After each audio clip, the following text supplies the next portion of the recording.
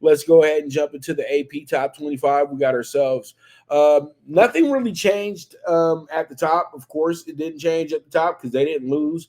Georgia's still the number one team in the nation. Okay, that's we knew that though. As long as Georgia keeps winning, they'll still be the number one team in the nation. Michigan, once again, they have a blowout win. They absolutely crush on Saturday. Like it was ugly what Michigan did. You know what I mean? Like it was bad. You know what I mean? Michigan wins 52-6. It's just damn. Like damn, dude, did you even pitch them? You know what I mean? Jeez Louise, Wolverines improved to 7-0, 4-0 in conference. Ohio State comes back out. They had a very thorough game themselves. They were able to go ahead and destroy Purdue. That was like a practice game in a sense. But Ohio State 6-0 now. 3-0 in conference play. You got Florida State, who's number 4. They're still 6-0 in the season, 4-0 in conference play as well, too.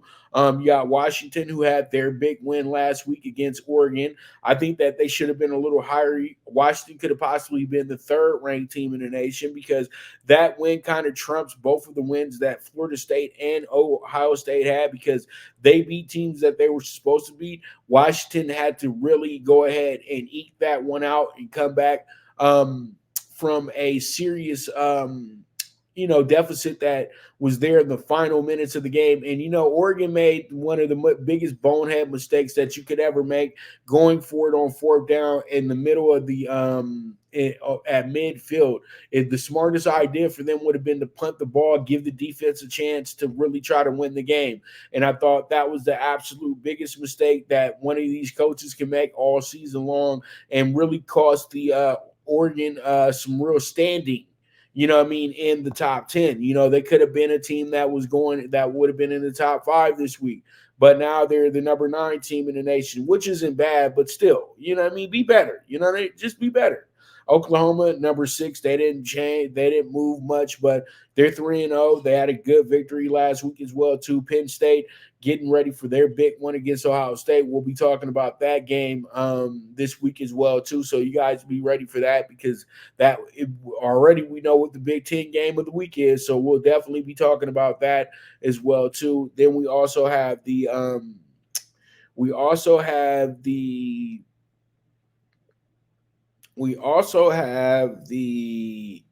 Texas game as well too. Texas is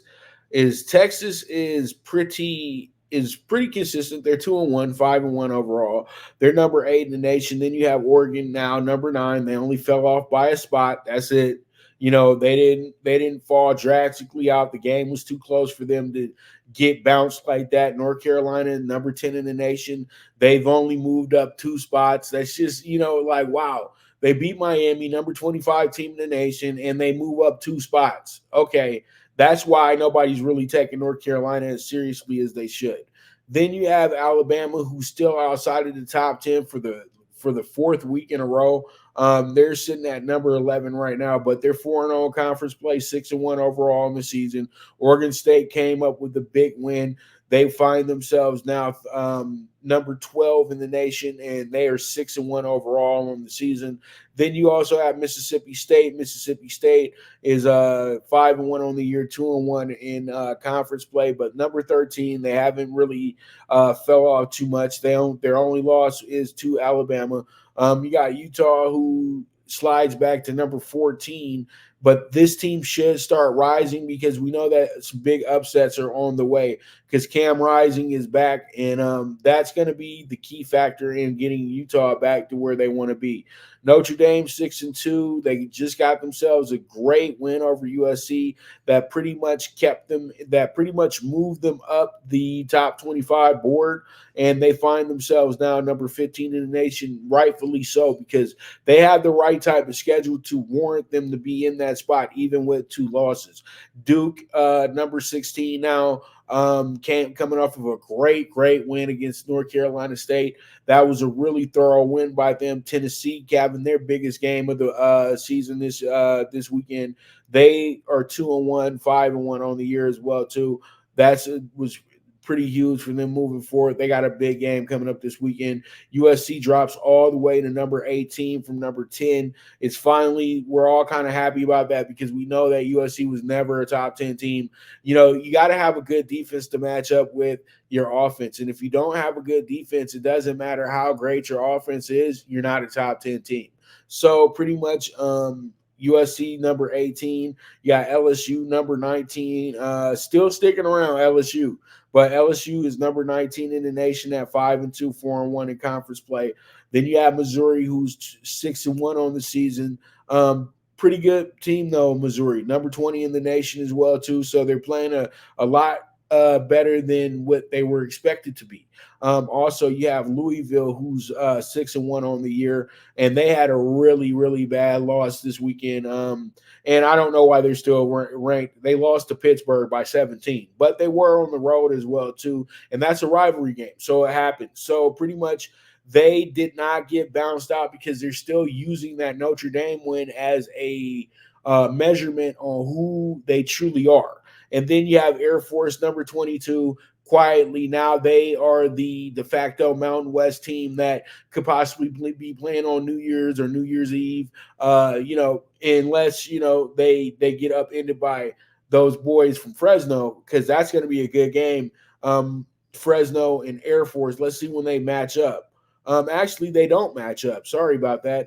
They're not playing each other this year. So Fresno, they'll play each other in a championship game, but at this point right now, they're not on each other's schedule, so they don't have to see each other. But Fresno State got the week off anyway. And the crazy thing is, you got UNLV, who's actually in second place right now, a 5-1 team, but they're not going to be getting ranked anytime soon. So we can cut that out right there. Tulane, number 23 in the nation, 5-1 on the season, 2-0 in conference play. Iowa, who's got a big one last week against Wisconsin.